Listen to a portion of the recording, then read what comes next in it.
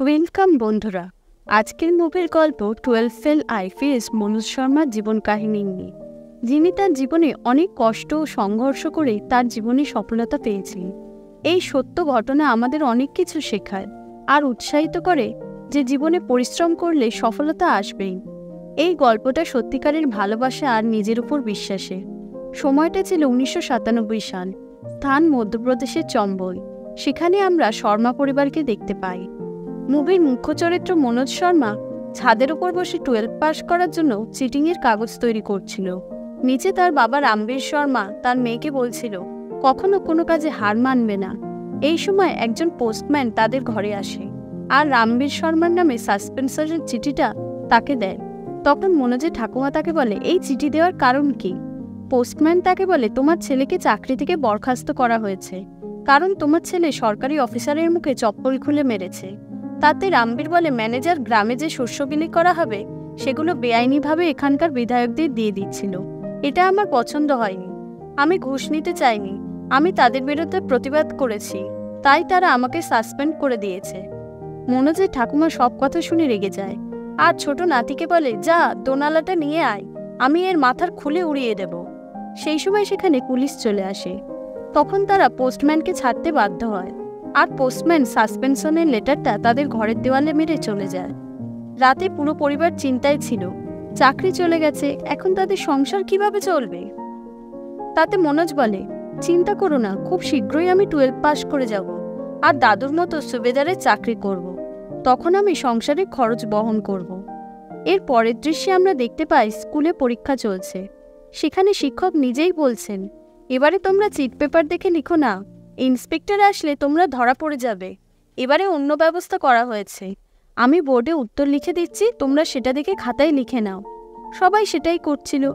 সেই সময় ইন্সপেকশনের লোক চলে আসে। তার মধ্যে ছিল ডিএসপি দূষণ সিং। তিনি এসে চিটিং বন্ধ করে দেন। তিনি প্রথমে টিচারকে ধরেন, তারপরে প্রিন্সিপালকে। প্রিন্সিপাল বলেন, গ্রামের বিধায়কের কথাতেই এইসব হচ্ছে। তিনি চান আমাদের স্কুলের সব বাচ্চারা যেন পাশ করে।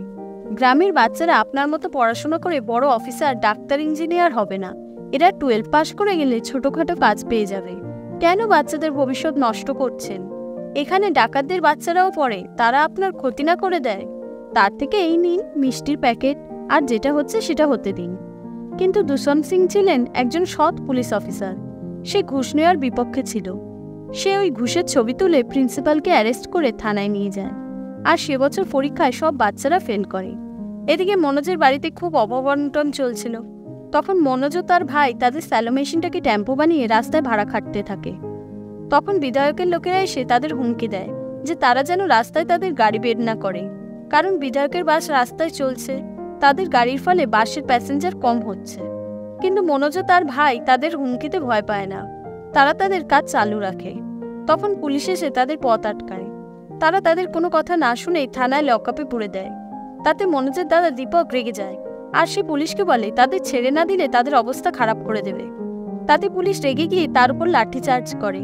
মনোজ তাকে বলে, আমার কাছে দোনালা আছে, আমি সেটা হাতে পেলে তোমার খুলে উড়িয়ে দিতাম। পুলিশ তাকে বলে, যা বন্দুক নিয়ে আয় দেখি, আজ হয় তুই থাকবি নয় আমি। মনোজ খুব জোরে দৌড় মারে, তবে সে তার ঘরের দিকে যায় না। সে যায় সোজা ডিএসপি দূষণ সিং এর কোয়ার্টারে। তিনি একজন সৎ আর নির্ভীক পুলিশ অফিসার ছিলেন। দূষণ সিং বলেন, এখন অনেক রাত হয়েছে, পরের দিন আসো। মনোজ তাকে বলে, যেদিন স্কুলে চিটিং হচ্ছিল সেদিন তো তুমি ঠিক সময়ে এসেছিলে, আর চিটিং বন্ধ করে আমার একটা বছর নষ্ট করে দিয়েছ। পাশ করে গেলে কোনো কাজ পেয়ে যেতাম আর ঘরের খরচা চালাতে পারতাম। ফেল করার ফলে এখন নেতা পুলিশদের আজে বাজে কথা শুনতে হচ্ছে। আমাদের বিপদে ফেলে এখন আপনি মুখ লোকাচ্ছেন। একথা শুনে দূষণ সিং নিচে নেমে আসেন আর মনোজের সব কথা শোনেন যে কিভাবে পুলিশ অন্যায়ভাবে তাদের লকআপে ফেলে দিয়েছে। দূষণ সিং মনোজকে তার জিপে বসিয়ে সেই থানাতে আসেন। ডিএসপি স্যারকে দেখে পুলিশের হালত খারাপ হয়ে যায়। পুলিশ তাদেরকে ছেড়ে দিতে বাধ্য হয়। মনোজ আর তার দাদাকে দূষণ সিং তার জিপে করে বাড়িতে ছেড়ে দেয়। মনোজ দূষণ সিংকে দেখে মনে মনে একটা কথাই ভাবছিল যে সেও দূষণ সিং এর মতো বড় পুলিশ অফিসার হবে। তার দাদা তাকে তাদের গাড়িটা পুলিশের কাছ থেকে ছাড়ানোর কথা দূষণ সিংকে বলতে বলে। কিন্তু মনোজ সে কথা না বলে তাকে জিজ্ঞাসা করে, স্যার, আমি আপনার মতো পুলিশ অফিসার হব কি করে? দূষণ সিং বলেন, তোমাকে চিটিং ছাড়তে হবে। তার এই কথা মনোজের মাথায় গেঁথে যায়। এরপরে মনোজ তার সমস্ত মন প্রাণ দিয়ে তার পরের বছরের পরীক্ষার প্রস্তুতি শুরু করে দেয়। এবছরও পরীক্ষায় সব ছাত্ররা ভালো মতন টুকলি করে, একজন ছাড়া, সে হলো মনোজ। সে পরীক্ষায় পাশ করার জন্য কোনো রকম চিটিং করে না। তাতে সে অন্যদের মতো ফার্স্ট ডিভিশন না পেয়ে থার্ড ডিভিশনে পাশ করে। তার এই থার্ড ডিভিশন সে নিজের পড়ার দমে পেয়েছিল, কোনো চিটিং করে নয়। মনোজের ঠাকুমা তাকে পুলিশের ইউনিফর্মে দেখতে চায়, তাই সে তার পাওয়া সারা জীবনের পেনশনের টাকা, যেটা সে এতদিন আগলে রেখেছিল, সেই সব টাকা সে মনোজকে দিয়ে দেয়, যাতে সে তার স্বপ্ন পূরণ করতে পারে। সে তার নাতিকে বলে, যখন ফিরে আসবি পুলিশের পোশাকে আসবি। মনোজ তার জামা কাপড়ের তার ঠাকুমার দেওয়া টাকা ব্যাগে ভরে বাসে করে গোয়ালিয়রের উদ্দেশ্যে রওনা দেয়। কিন্তু এত দূরের পথ যেতে যেতে সে বাসে ক্লান্ত হয়ে ঘুমিয়ে পড়ে। বাসের কন্ডাক্টর তাকে ডেকে বলে, গোয়ালিয়র এসে গেছে। ঘুম ভেঙে এসে তার ব্যাগ খুঁজে পায় না। কন্ডাক্টরকে জিজ্ঞাসা করলে কন্ডাক্টর বলে, তোমার পাশে যে মহিলা বসেছিল সে ব্যাগটা নিয়ে আধ ঘন্টা আগেই নেমে গেছে। এটা শুনে মনোজের পায়ের তলার মাটি সরে যায়, কারণ তার ঠাকুমা তার সঞ্চয়ের সব টাকা তার পড়ার জন্য দিয়েছিল, সেটা এখন আর তার কাছে নেই। তার টাকা পয়সা, জামা কাপড়, তার যথা সর্বস্ব সবকিছু চুরি হয়ে গেছে। মনোজ একেবারে নিঃস্ব হয়ে গেছিল। গোয়ালিয়রে প্রতীক্ষা নামের একটা কোচিং সেন্টার ছিল। সেখানে দুদিন বসে থাকার পর সেখানকার লোক তাকে বলে, 3 বছরের জন্য ডিএসপি হওয়ার ফর্ম ফিল আপ বন্ধ, চাকরিই নেই তো পড়া করে কি হবে, তাই 3 বছর পরে এসো। এসব শুনে মনোজের মরে যেতে ইচ্ছা হচ্ছিল, কারণ তার ডিএসপি হওয়ার স্বপ্ন ভেঙে চুরমার হয়ে গেছিল। তার কাছে ঘরে ফিরে যাওয়ার টাকা পর্যন্ত ছিল না। তার উপর সে 2 দিন ধরে খালি পেটে ছিল। সে একটা হোটেলে যায় আর সেখানকার মালিককে বলে, স্যার আমার কাছে টাকা নেই, আপনি আমাকে খেতে দিলে তার বদলে আপনি আমাকে যে কাজ বলবেন আমি করে দেব। মালিক তাকে বলে, ঠিক আছে, তুমি আমার তরফ থেকে খাবার খেয়ে নাও। 2 দিনের অভুক্ত মনোজ খাবার পেয়ে গোগ্রাসে ডাল ভাত খেতে থাকে। তাকে এভাবে খেতে দেখে তার পাশে বসা পান্ডে তাকে দেখে মুচকি হাসছিল। প্রীতম পান্ডেও গোয়ালিয়রের ডিএসপি হতে এসেছিল, কিন্তু সে যখন জানতে পারে 3 বছরের জন্য সব সেন্টার বন্ধ হয়ে গেছে, তখন সে আইপিএস হওয়ার সিদ্ধান্ত নেয়। মনোজ তাকে জিজ্ঞাসা করে, আইপিএস কি?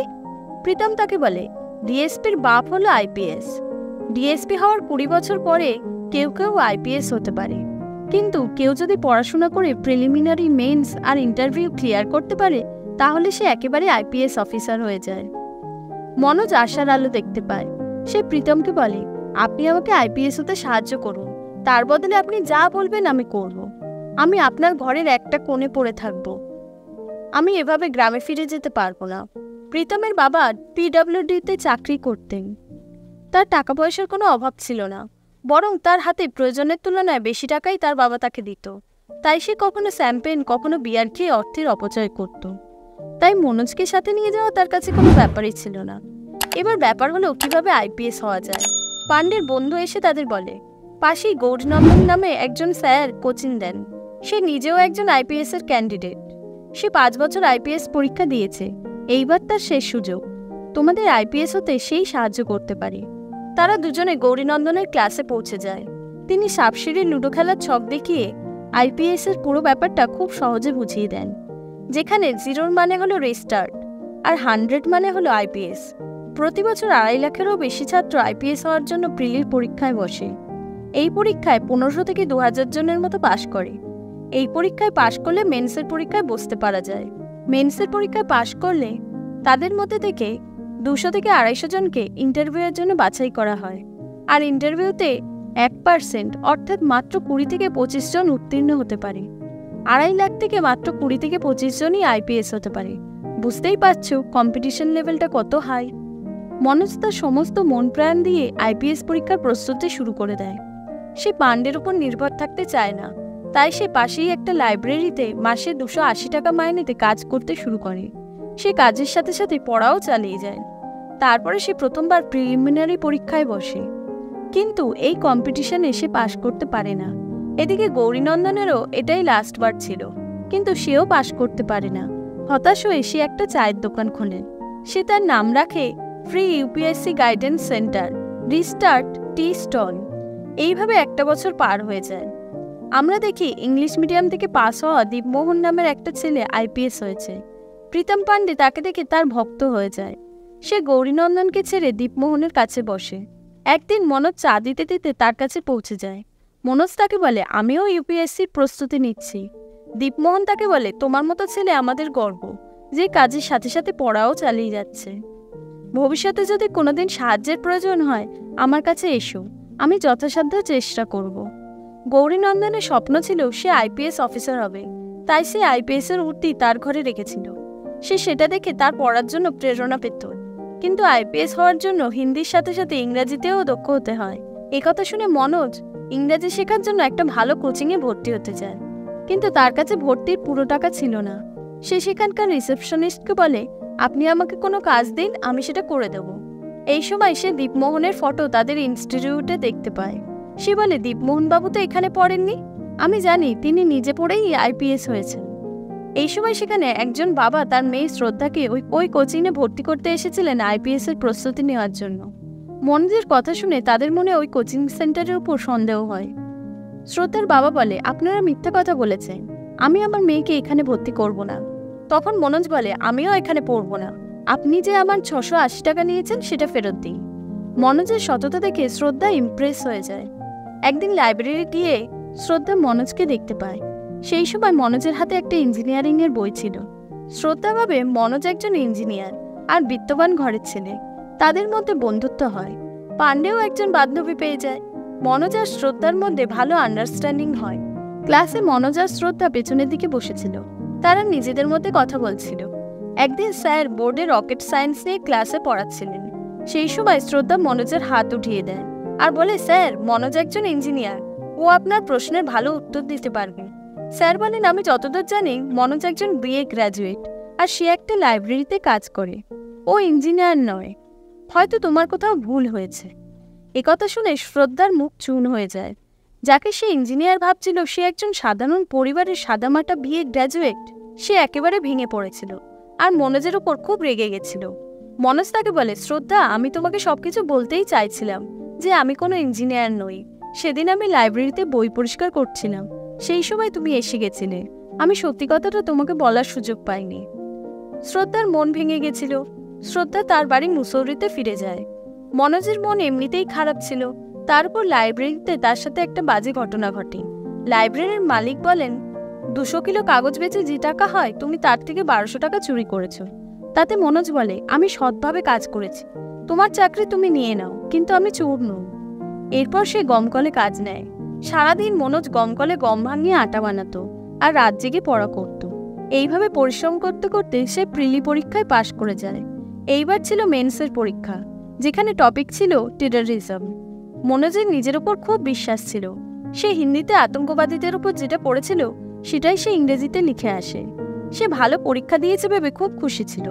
তখন ইংলিশ মিডিয়ামের একজন ছাত্র তার প্রশ্নপত্র দেখে বলে যে এটা টেররিজম নয়, ট্যুরিজম লেখা আছে।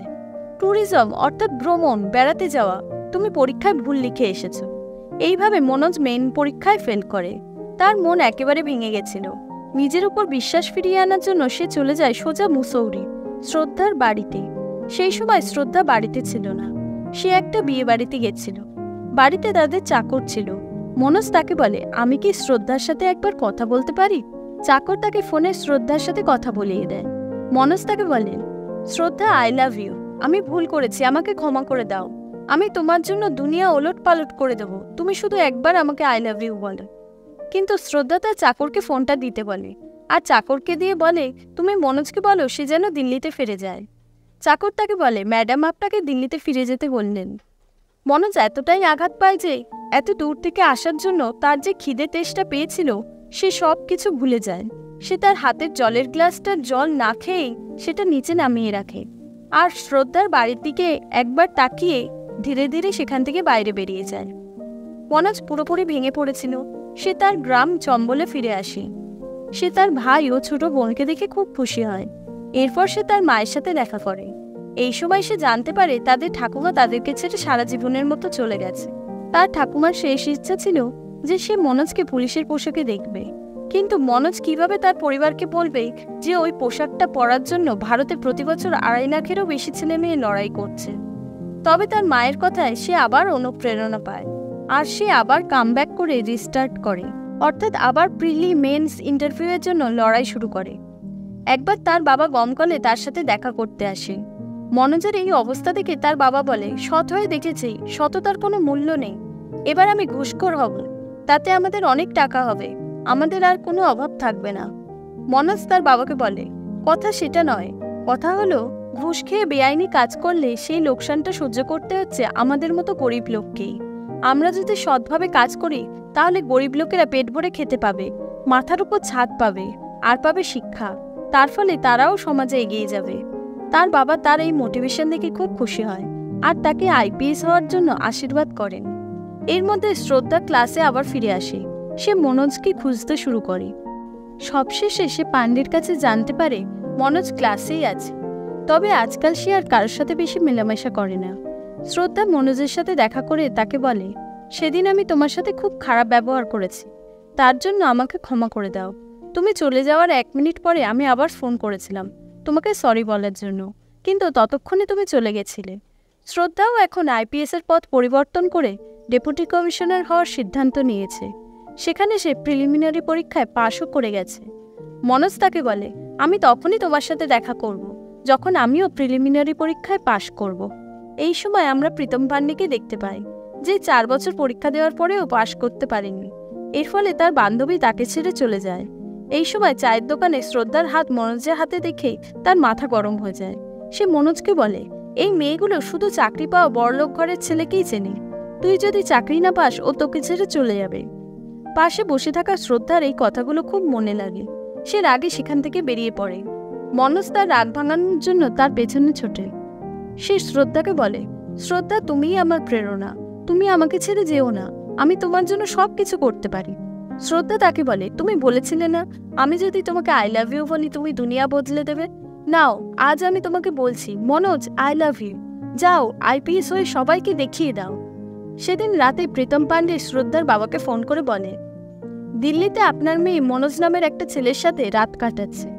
তার ফলস্বরূপ শ্রদ্ধাকে মুসৌরিতে ডেকে নেওয়া হয়। একথা জানতে পেরে মনোজ পান্ডেকে কল করে, কিন্তু পান্ডে এই সময় ছিল লকআপে।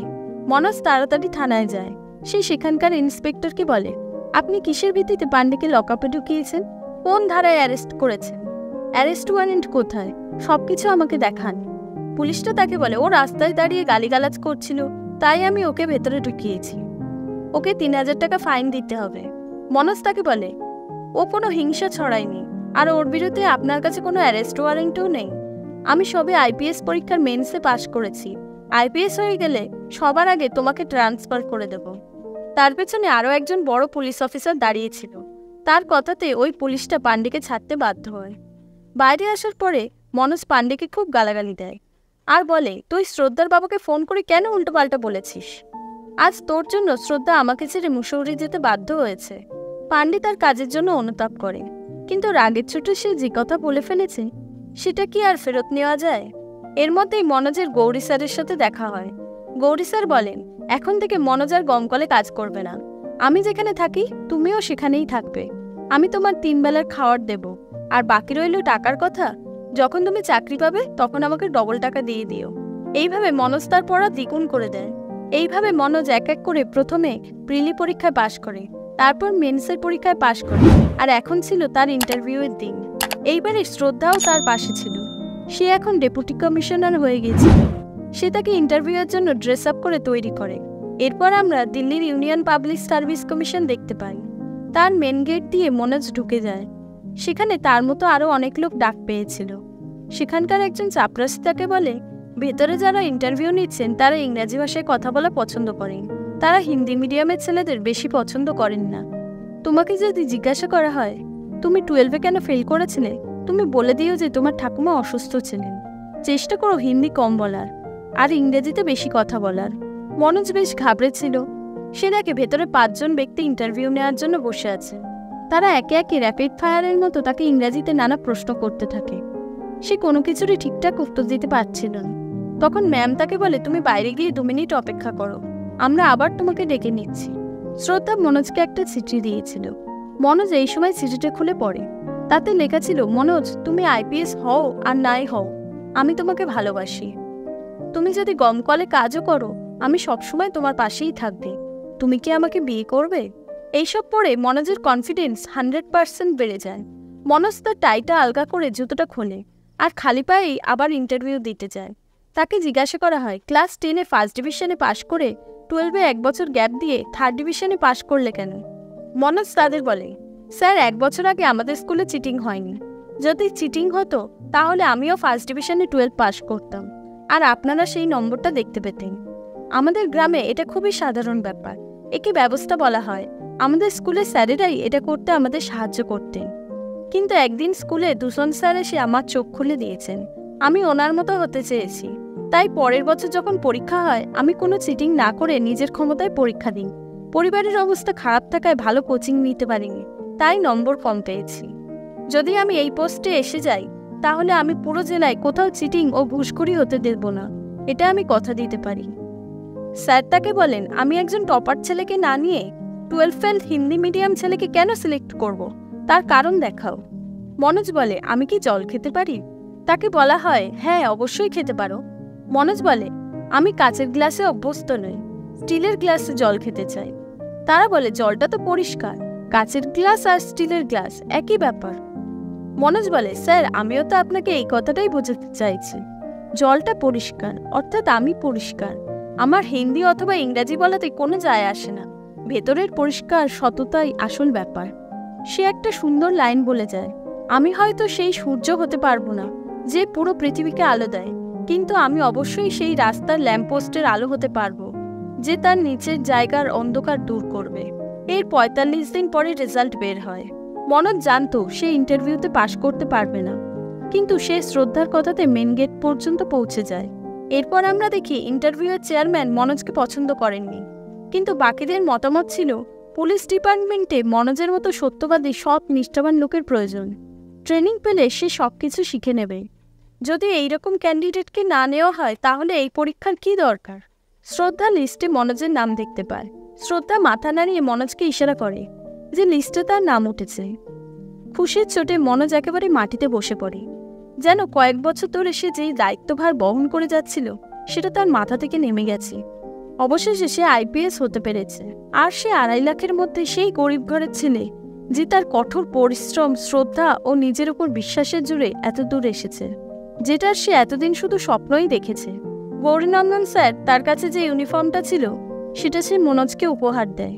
তার বন্ধু প্রীতম পাণ্ডে যে সবসময় তাকে সাহায্য করেছে, তার স্বপ্ন ছিল টিভির পর্দাতে আসার, সেও একজন সাংবাদিক হয়ে যায়। গ্রামে মনোজের বাবা মা যখন এই খুশির খবর জানতে পারেন, রামবীর শর্মা সবার আগে গ্রামের মুখিয়ার কাছে যান আর তাকে সে বলেন সে একজন আইপিএস অফিসারের বাবার সাথে লড়াইতে নেমেছে। এরপর মনোজ ইউনিফর্ম পরে পৌঁছে যায় তার গ্রামের পুলিশ স্টেশনে। সেখানে গিয়ে সে সবার আগে দূষণ স্যারের সাথে দেখা করে।